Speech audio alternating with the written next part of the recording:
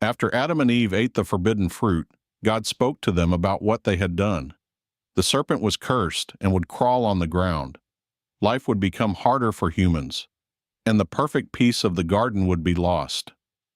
God made clothing for Adam and Eve and then sent them out of the Garden of Eden. At the entrance of the garden, mighty angels stood guard with a flaming sword, protecting the way to the tree of life. Outside the garden, Adam and Eve began a new life. Soon they had children. Their first sons were Cain and Abel.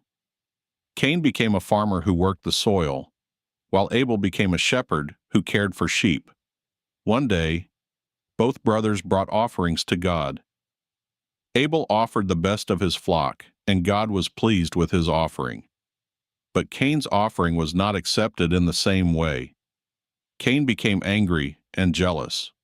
One day, while the brothers were alone in a field, Cain attacked Abel and killed him.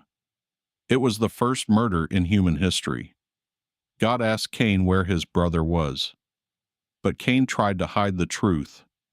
Because of his actions, Cain was punished and forced to wander the earth. As generations passed, more people filled the earth. Cities were built, families grew, and human life spread across the land.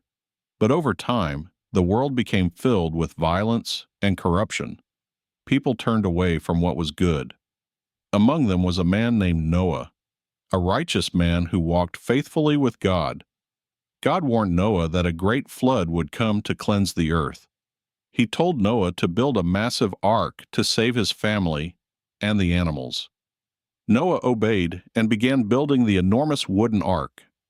When the ark was finished, animals came from every direction, 2 by 2, entering the ark along with Noah's family.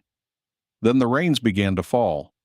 The storm grew stronger, and water covered the land, the forests, and even the mountains. The ark floated safely above the flood waters.